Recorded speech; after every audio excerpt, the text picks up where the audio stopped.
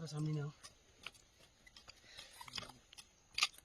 Good morning guys, देखिए beans गोड़ाई कर रहा है, सफा कर रहा है मेरा छोटा मोटा खेती में। इसका सफा करने का टाइम हो ही गया है, थोड़ा थोड़ा मोल देके करना पड़ेगा।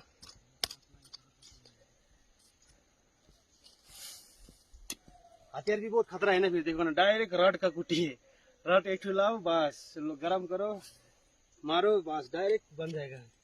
क्या झमेला वो लकड़ी का कुट्टी छुट्टी बना के ना बोले। रड में ठीक है, एक ही बार में हो जाएगा। एक बार लगा दे घोड़ाई करते থাক আর বিনস গিলা में खेती ভালো হলে আমারও ভালোই একদম মজা আছে।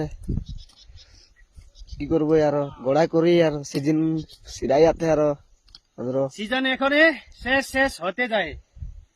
এখন বিনস গিলা है টুকুনটা, ওটা তো বেশি দিন না লাগে তো শেষ হয়ে যায়, পিছে তো খতম আমাদের खेती ना। তাই তো